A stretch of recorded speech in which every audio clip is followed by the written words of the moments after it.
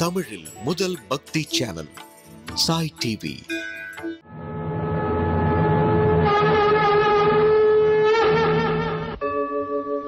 यदा यदा हि धर्मस्य ग्लानिर्भवति भारत अभ्युत्थानम् अधर्मस्य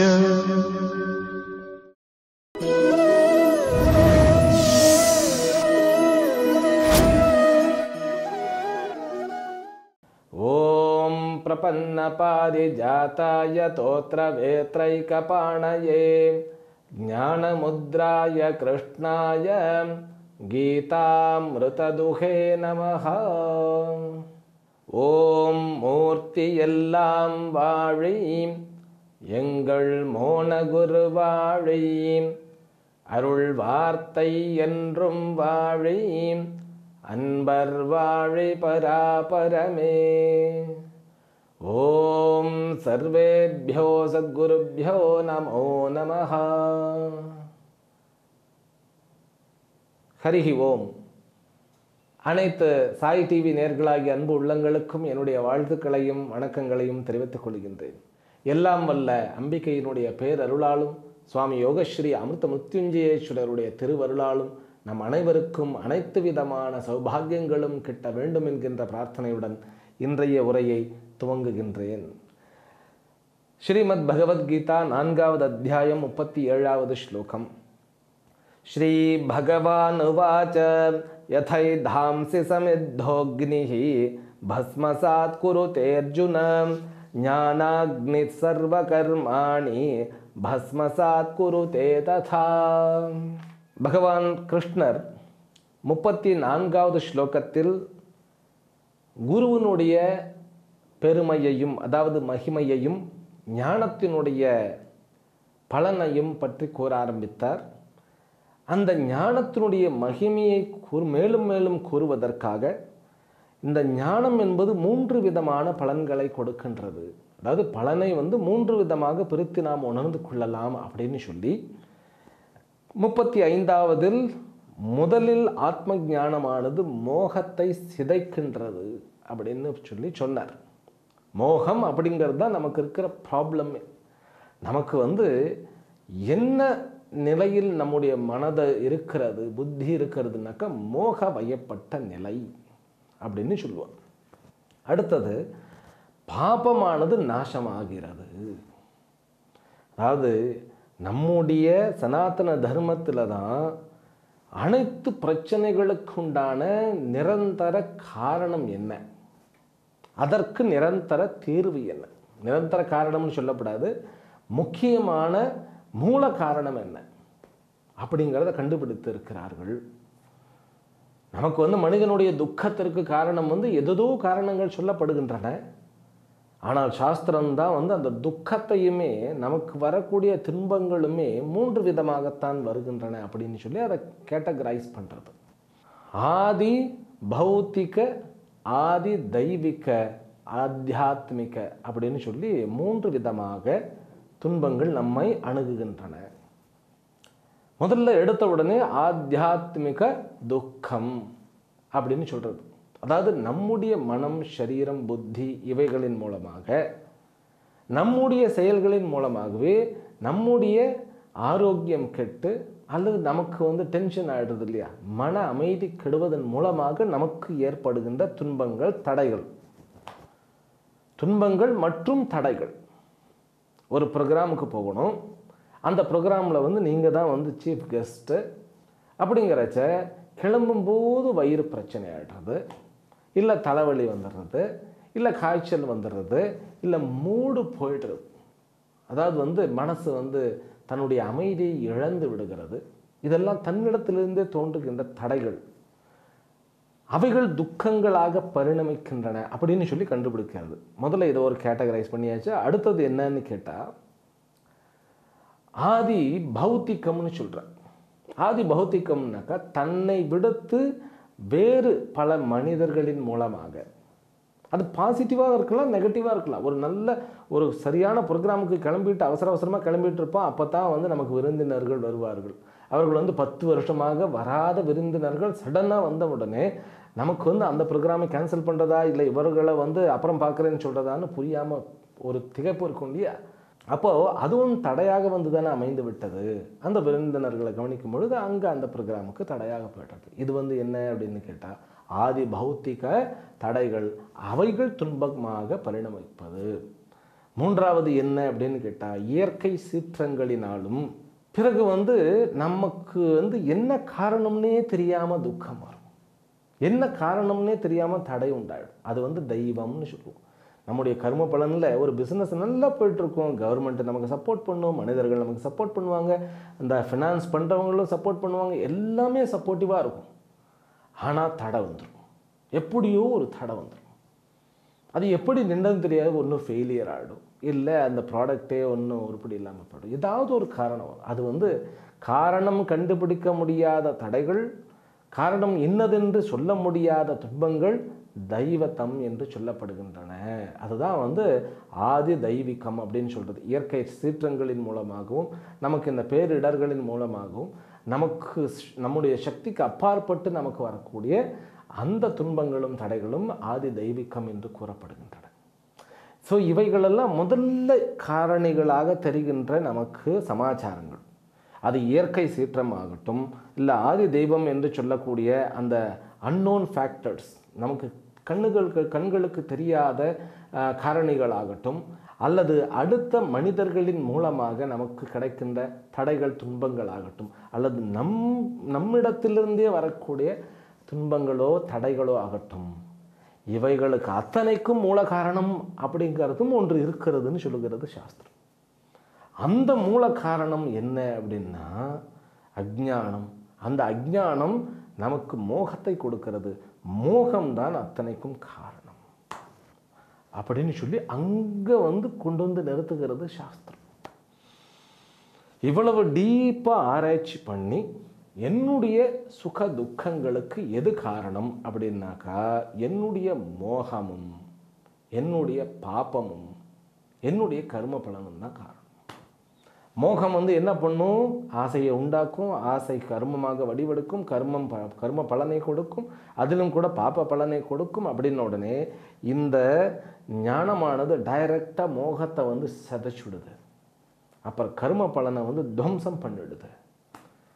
கடைசியில் என்ன அப்படின்னாக்கா பாவத்தை துவம்சம் பண்ணிட்டு கடைசியில் கர்மத்தையே நாசம் பண்ணிடுது. அதுதான் இது சொல்லப்படுகிறது.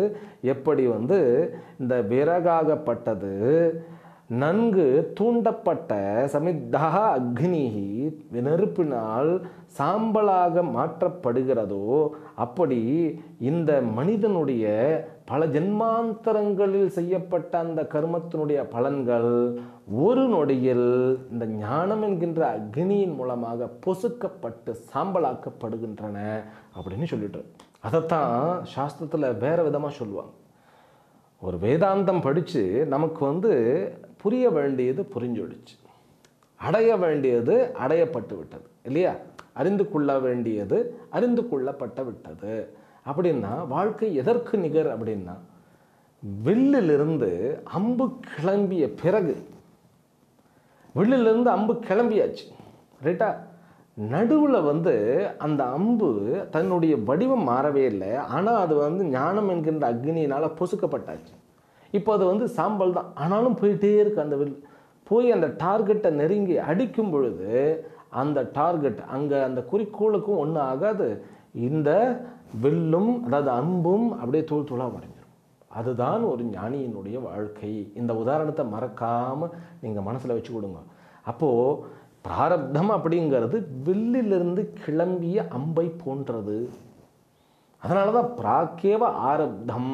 நம்ம நடுவில் ஞான நிலை அடைந்தாலும் அது வந்து எப்படி ஒரு சைக்கிளானது மிதிக்கப்பட்ட சைக்கிளானது அந்த மிதிக்கும் அந்த வேலையை நம்ம நிறுத்தின உடனே கொஞ்சம் தூரம் போய் அந்த ஃபோர்ஸ் அடங்குற வரைக்கும் போய் தான் நிற்கிறதோ, அந்த மாதிரி வில்லிலிருந்து கிளம்பிய அந்த அம்பானது அந்த வில்லினுடைய நான் இழுத்த அந்த ஒரு வேகத்திற்கு இது உந்தப்பட்டாச்சு.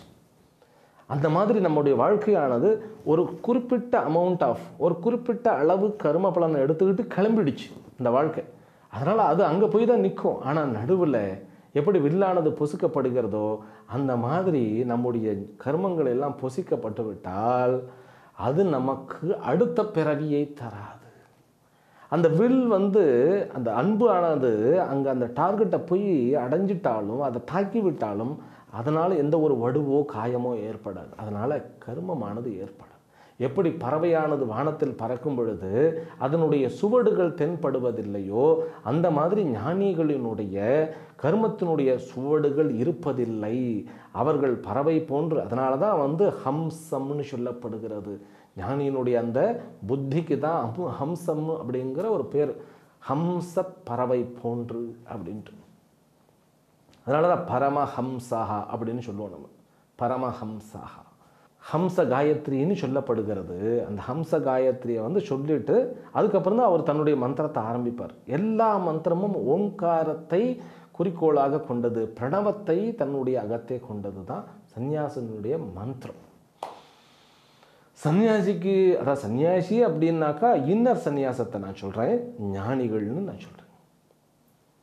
அதாவது காவி வாங்கியவர் 2 விதமான சன்னியாசி ஆகிறார். அதுதான் அடுத்த அத்தியாயத்தில் வரப்போகிறது. சந்நியாசம் அப்படிங்கிறது எதற்காக? சந்நியாசம்னு ஒன்று தேவையே இல்லையே. வாழ்க்கையில் எல்லாமே இருக்கிறது. அதாவது வந்து இப்போ பணம் சம்பாதிக்க முடியாது, கடல் கடந்து போக முடியாது, அட் அ டைமில் ஒரே நேரத்தில் வந்து உலகம் முழுவதுமே வந்து கனெக்ட் பண்ண முடியாது. இப்போ சன்னியாசியாக மாறி எங்கள் காட்டுக்குள்ளே உட்காந்து என்னத்தை போய் பண்ண போகிறோம் அப்படின்னு நம்ம நினைக்கிறோம். சந்நியாசம் என்பது ஒரு வாழ்க்கை முறை. அது வந்து ஒரு சொசைட்டியினுடைய பரிணாமம் அப்படிங்கிறத விட தனி மனிதனை முன்னேற்றக்கூடிய, தனி மனிதனுக்கு அவருக்குன்னு நேரத்தை ஒதுக்கி தரக்கூடிய ஒரு வாழ்க்கை முறை. அது இந்த மாதிரி ஒரு முறை வந்து எந்த தர்மத்திலையுமே இல்லை. ஒரு சுதந்திரமான ஒரு வாழ்க்கை. அதே போல் அந்த சுதந்திரமாக இருக்கக்கூடிய அந்த ஹம்சப்பறவை போன்று இருக்கக்கூடிய அந்த சன்னியாசி தர்மத்தோடு இயந்து இயற்கையினுடைய சக்தியாக மாறி இந்த சமுதாயத்திற்கு நன்மையை மட்டுமே செய்து கொண்டிருப்பார். படித்த சன்னியாசிகள் வேதாந்தம் படித்து, வேதாந்தம் என்னத்தை சொல்கிறது? நான் யார், எனக்கு என்ன தேவை, இந்த உலகம் என்பது என்ன, இந்த உலகம் எனக்கு என்ன கொடுக்கும், அது எவ்வளவு கொடுத்தாலும் எவ்வளவு நம்மால் வாங்கி கொள்ள முடியும், இந்த கொடுக்கல் வாங்கல் என்பது தான் வாழ்க்கையா, அதற்கும் அப்பாற்பட்டு இருக்கிறதா, இதெல்லாம் புரிய வைக்கிறது தான் வேதாந்தம். வேதாந்தம் எல்லாம் புரிஞ்சு விடுச்சுன்னு வச்சுக்கோங்களேன், நோ காம்ப்ளிகேஷன்ஸ் அட் ஆல். அவர் தன்னை வந்து பெருசாக காமிச்சிக்கவும் மாட்டார், அதே மாதிரி ஒன்றும் பண்ணாமே இருக்க மாட்டார். எந்த லெவலில் இருக்கிறாரோ அந்த லெவலில் இருந்து கொண்டு இயற்கையினுடைய ஒரு சக்தியாக மாறி விடுவார். அதான் இன்னர் சந்நியாசம். அப்புறம் இன்னொரு சந்நியாசம் இருக்கிறது. வேதாந்தம் படிப்பதற்காக சந்நியாசம் மேற்கொள்ளப்படலாம். அது வந்து விவிதிஷா சந்நியாசம்னு சொல்லப்படுகிறது. அப்போ அந்த சந்நியாசத்தை பற்றியும், ஏன்னா கர்ம சந்நியாசம், ஞான கர்ம சந்நியாசம்னு 2 அத்தியாயம் இருக்கிறது. அந்த ஞான கர்ம சந்நியாசம் தான் இப்போ நம்ம பார்த்துக்கிட்டு இருக்கோம். இந்த அத்தியாயம் நம்ம படிச்சுக்கிட்டு இருக்கிறது ஞான கர்ம சந்நியாசம் அப்படிங்கிற பேர் இந்த அத்தியாயத்திற்கு. அது எப்படிப்பா அப்படிங்கிறது நம்ம பார்ப்போம். ஞானமே சந்நியாசம். நம்ம சன்னியாசின்னு சொல்லிட்டு எதையும் விடலாம் முடியாது. சன்னியாசம்னா விடுதல்னு அர்த்தம். விடுதல், என்னத்தை போய் விடுறது? விடுறதுக்கு என்ன இருக்குங்க? சரீரத்தை விட முடியுமா?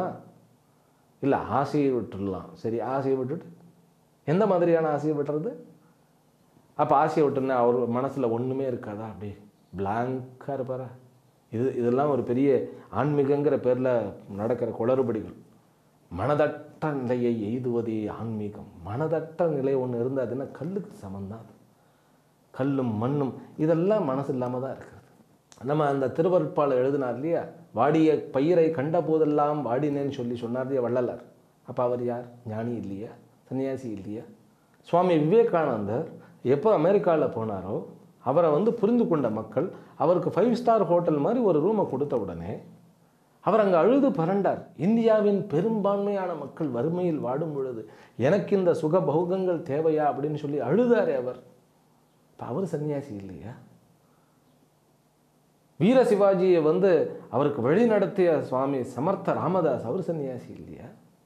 இப்போ சந்நியாசம்னா என்னன்னு தெரிந்து கொள்வது மிகவும் முக்கியம்.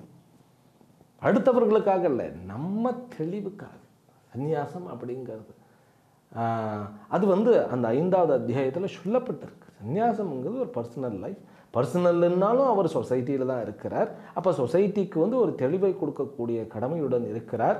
அப்படி இருக்கும் பொழுது அவருடைய வாழ்க்கையானது எப்படி அமைக்கப்பட வேண்டும், எப்படி அமைந்திருக்கிறது, இதெல்லாம் வந்து பகவத்கீதை படிச்சுட்டா அவ்வளோ தெளிவாக ஒரு அவ்வளோ அழகாக சொல்லப்பட்டிருக்கும். ஏன்னா சன்னியாசம்லாம் அத்தனையும் விட்டுறது. யார் யாரை விட முடியும்? அம்மா அப்பா இல்லைன்னு சொல்லிட முடியுமா? இவர் சொன்ன அது அபத்தமாக இருக்காது. ஒரு தாய்க்கு எப்போவுமே அவளுடைய பிள்ளை வந்து அவர் எவ்வளோ பெரிய ஆளாக என்ன ஆனாலும் அவருடைய குழந்தை தான். இதை வந்து பகவத் பாதாலே உணர்ந்திருந்தார். அவர் வந்து கண்டிப்பாக செய்யணும்னு செய்தார். இப்போ சன்னியாசம்னு ஏதோ குழப்பிக்கக்கூடாது. எல்லாம் சன்னியாசங்கிறது உலகத்தை விட்டுட்டு ஏன் இங்கே தெரிகிறாங்க அப்படின்னு இதெல்லாம் வந்து பகுத்தறிவு பாசறைகள் செய்கிற வேலை. சந்நியாசம்னா என்ன? அது ஒரு வாழ்க்கை முறை. எதற்காக வைக்கப்பட்டிருக்கிறது? இந்த சரீரத்தில் வாழ்ந்து கொண்டிருக்கும் பொழுது அந்த சரீரத்தினுடைய மேன்மையை உணர்ந்து அந்த ஞானத்திற்கு முக்கியத்துவம் கொடுக்கின்ற ஒரு வாழ்க்கை முறை, சுதந்திரமான வாழ்க்கை முறை. வர வேண்டியதால் எல்லாரும் வரலாமே. இது வந்து சந்நியாசத்துக்காக யாரும் பிரபகண்டா பண்ண, எங்கேயாவது வந்து சந்நியாசத்திற்கு போராட்டங்கள் கொடுக்கப்படும் அப்படின்னு எங்கேயா சொல்லப்படுகிறத? யாரும் வந்து கூவி அழைக்கிறதெல்லாம் கிடையாது. சந்நியாசம் மாறணுங்கிறது யாரும் விளம்பர போர்டு வைக்கிறது கிடையாது. சந்நியாசம் தேடி அடையப்பட வேண்டியது, அதனுடைய மகிமையானது உணரப்பட வேண்டியது. விடுவது சந்நியாசம், கர்ம பலனை விடுவது தான் சந்நியாசம். அதை தான் இங்கே சொல்லப்படுகிறது.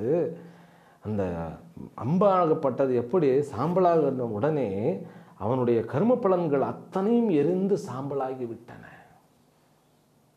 அப்படி எரிந்து சாம்பலாகிவிட்ட அந்த மனிதனுடைய வாழ்க்கையானது மற்றவர்களுக்கு உபயோகமாக மாறுகிறது. அவருக்கு விடுதலை கிடைக்கிறது. எதிலிருந்து? பிராரப்த கர்மத்திலிருந்து விடுதலை கிடைக்கிறது, சஞ்சித்த கர்மத்திலிருந்து விடுதலை கிடைக்கிறது, ஆகாமி கர்மத்திலிருந்து விடுதலை கிடைக்கிறது. பிராரப்தம் சஞ்சித்தம் ஆகாமின்னு சொன்னோன்னே முடிக்கப்படாது. இதெல்லாம் நான் ஏற்கனவே சொல்லிட்டேன். பிராரப்தம் என்பது இப்போ நம்ம வந்து எடுத்துக்கிட்டு வந்து ஒரு சின்ன ஒரு பெரிய குவியல் போன்று இருக்கக்கூடிய சஞ்சித்தம் என்று கூறப்படுகிற பல்லாயிரக்கணக்கான ஜென்மங்களில் செய்த கர்ம பலன்களுக்கு சஞ்சிதம்னு பேர்.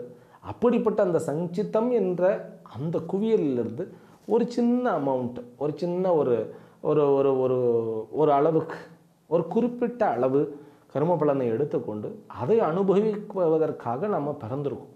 இதை அனுபவித்து முடிக்கும் பொழுது இன்னும் கொஞ்சம் கூட வரும். அனுபவிக்க நம்மளால் சம்பாதிக்க முடியும். அதுதான் ஆகாமின்னு சொல்கிறது.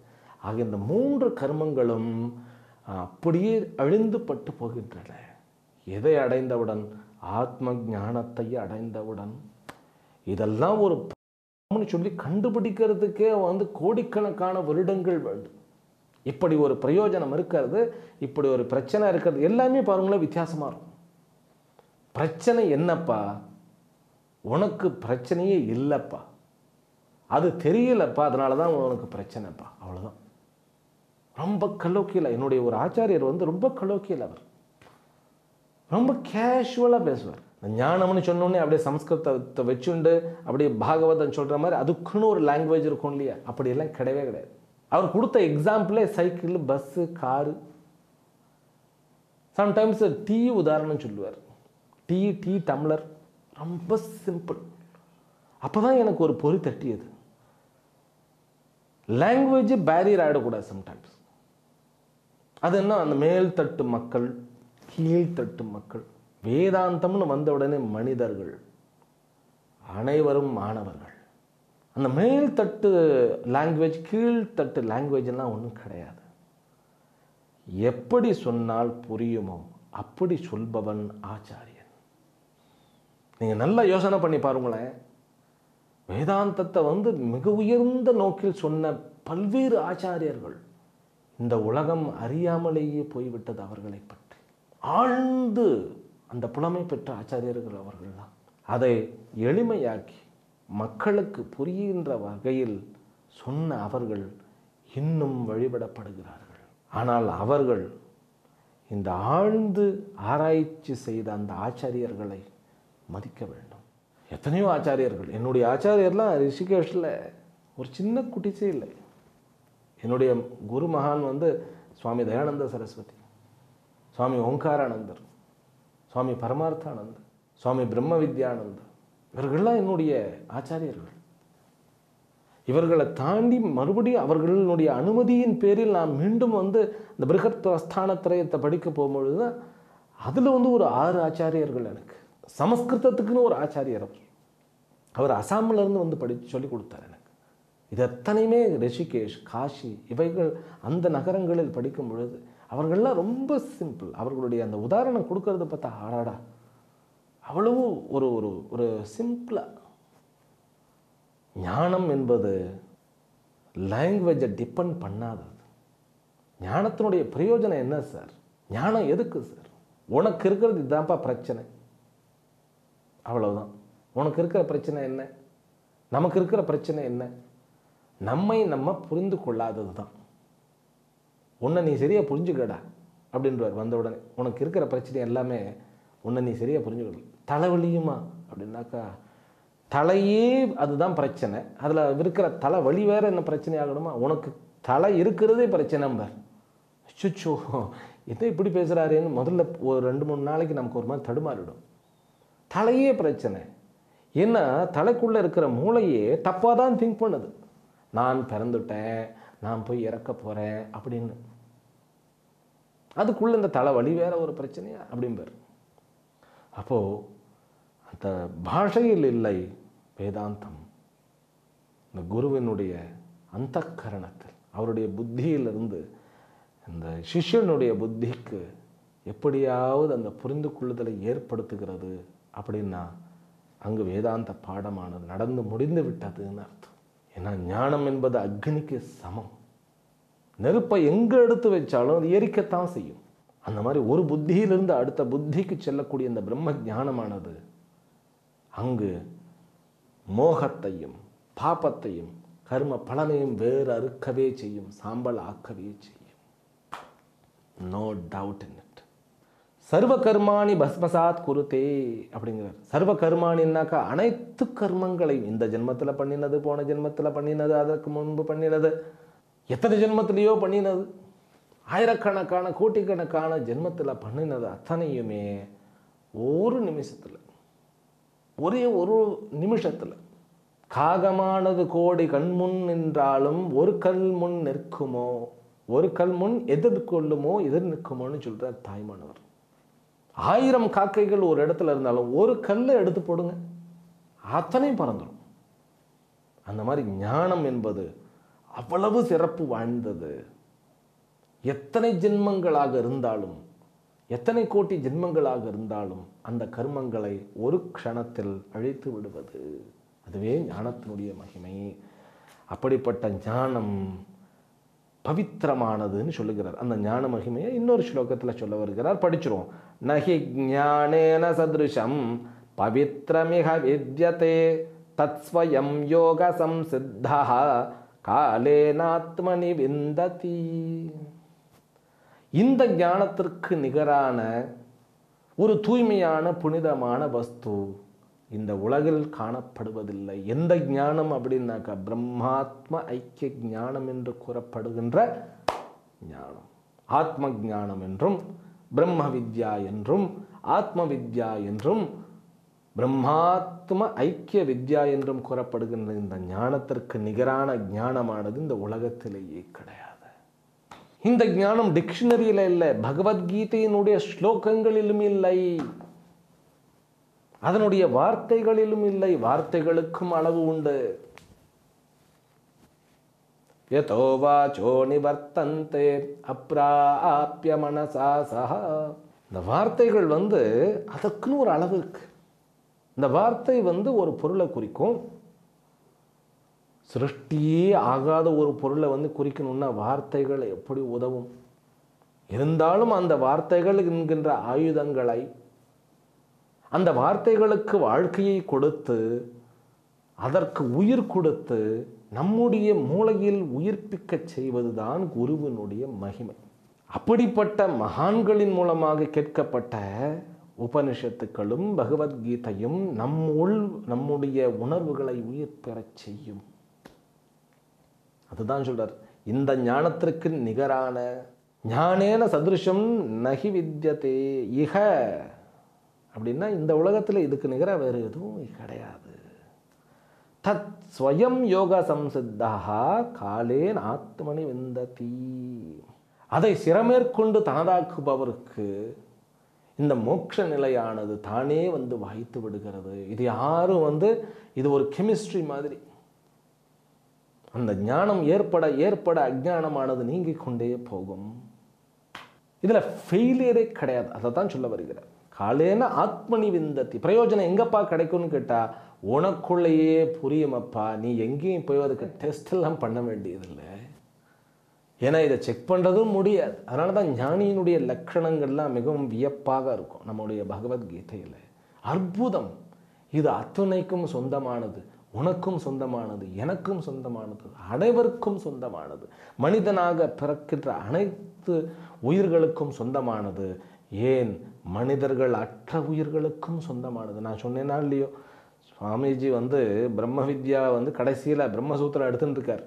மொத்தம் 3.5 வருடங்கள் படிப்பு நமக்கு. அந்த 3.5 வருடங்களுக்கு 11 உபனிஷத்துக்கள், பகவத்கீதை, பிரம்மசூத்திரம், சமஸ்கிருதம் இவைகளெல்லாம் ஓரளவுக்கு முடிச்சுட்டு கடைசியில் பிரம்மசூத்திரம், அதாவது அந்த 3 வருடங்கள் முடித்தோடனே 6 மாதங்கள் பிரம்மசூத்திரம் சுவாமிகள் எடுப்பார்.